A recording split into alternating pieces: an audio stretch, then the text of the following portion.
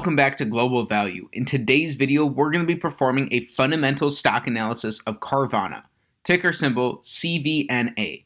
Carvana is a large holding in two super investors' portfolios, Cliff Sosin and Rob Vinall. Recently, in an interview that Monish Babrai did, he listed both of these guys as being up-and-comer super investors and people we should be paying more close attention to. So it's really interesting to see that they have overlap on this very contrarian Carvana position. And it's a major position in both funds. So at the time of recording this video, Carvana is trading for $33.50 per share. Carvana has had a very, very rough 2022 to say the least. Their stock price is down 86% year to date. Over the past year, also down about 85%.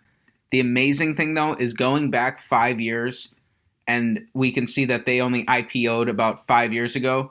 They've still returned about a 26% compounded annual return, which is incredible to think that they've been cut down more than 90% from their high in August of 2021. So while their stock price is all over the map, we're going to be looking at the financials underlying their business, which is going to help us come to a fundamental understanding of the business and really learn whether Carvana is one of these deep value trap plays or if their financials show signs of a bright future. So as we just saw, Carvana is really close to their 52-week low. They've been cut down, 90% from their 52-week high.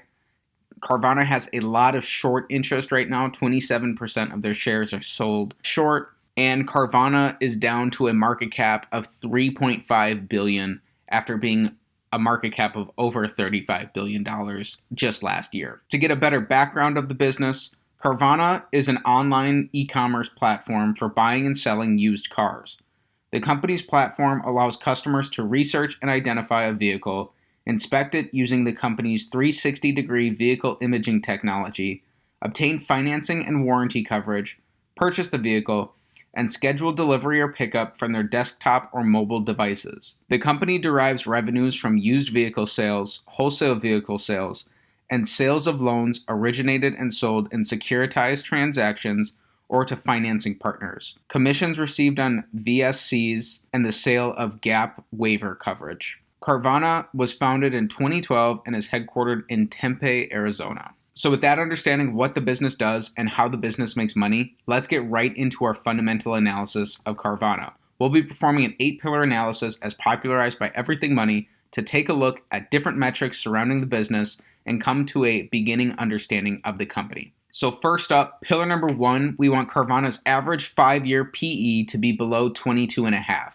Carvana has consistently had negative earnings over this time period. Both currently and over the last 5 years, they've averaged a negative PE. So pillar number 1 is going to be an X to start off. Next up, for pillar number 2, we want to see their average 5-year return on capital be above 9%. So sadly, this is not the case. They've had negative return on capital all 5 years. So what this means is that for every dollar invested into the business, currently the value of that dollar is being destroyed by this percentage. However, their return on capital has been getting progressively less bad as time has gone on. So it's going to be interesting to see whether Carvana is able to continue on this path and have positive returns on capital in the future. They've recently announced a big shift to their business model, where they're going to be expanding less aggressively and more focused on tangible profits in the here and now. So it's very possible that we can see these positive returns on capital coming in the near future. However, the other side of that is that since the pandemic, we've seen one of the largest booms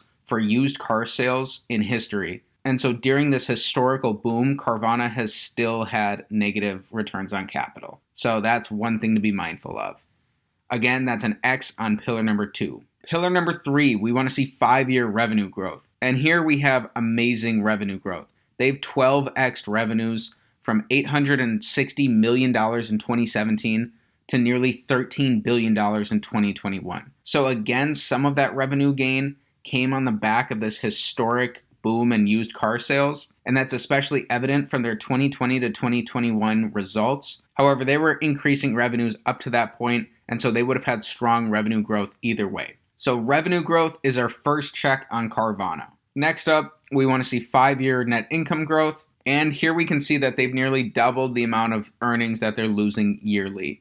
So that's going to be an X on pillar number 4. Next up, for pillar number 5, We want their shares outstanding to be decreasing. We don't want a business to be diluting existing shareholders and ultimately lowering existing shareholders' ownership percentage of the business. From 2017 to 2021, Carvana has diluted shareholders by nearly 80%. When you purchase a stock, what you're really buying is an underlying ownership percentage in that business. So this high dilution is a really bad sign, and it means that as an owner, you're ultimately entitled to a smaller percentage of Carvana's future profits. So that's an X on pillar number 5. Pillar number 6, we want to see 5-year free cash flow growth. Free cash flow is this column here in green. It's cash from operations minus capital expenditures, and it's the lifeblood of any business.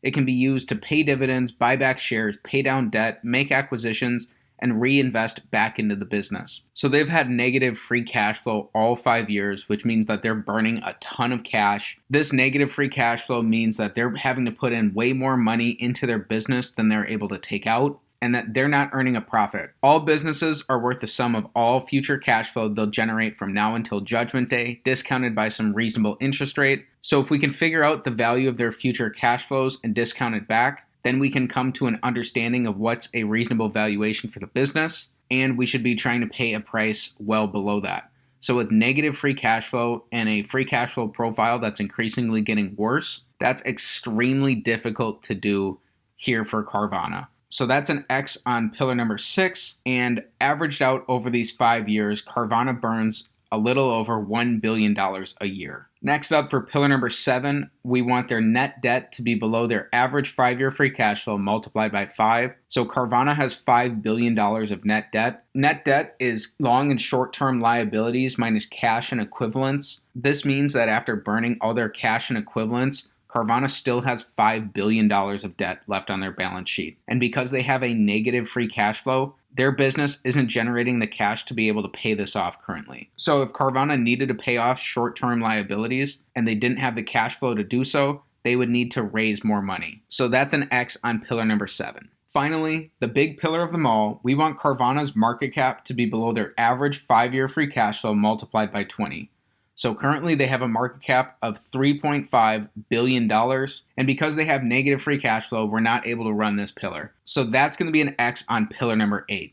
Their free cash flow profile is negative and not in good shape as it currently stands. So in summary, Carvana checks the box on only 1 out of 8 pillars. They only screen for revenue growth. For these growth companies, I mean, that's what they're going for, but to have any sort of margin of safety on a business, you need to understand that they have some sort of durable competitive advantage, and that usually shows up through a business's return on capital and through their ability to generate lots of free cash flow over time. Carvana does neither. The only thing that they screen for is this massive revenue growth, which that's something that Guy Spear has mentioned, that Amazon in its early days would have only screened for revenue growth as well. It would have done really poorly on almost every other metric. One thing to be mindful of there is that even though Amazon's e-commerce business has grown revenues, it's not their primary cash generator, and that AWS is actually what gets the job done in terms of profits and return on capital for Amazon. So yes, Carvana is also an e-commerce company that's growing revenues,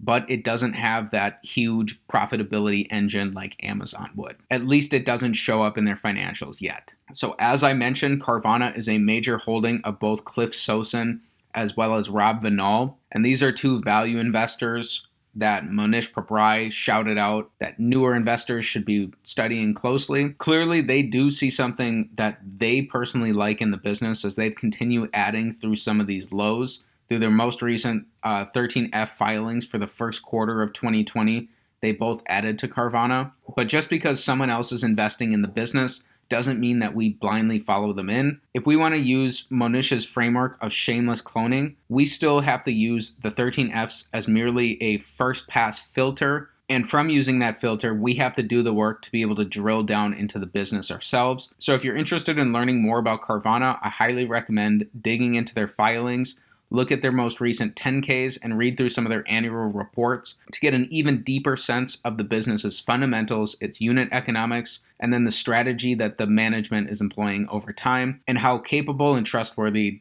Carvana's management is. So those are all things that you'll want to learn more about if you're interested in Carvana. So that's it for our fundamental analysis of Carvana, ticker symbol CVNA. If you enjoyed the video, please be sure to like the video, subscribe to the channel for more stock analysis videos, and comment down below what business you want me to take a look at next.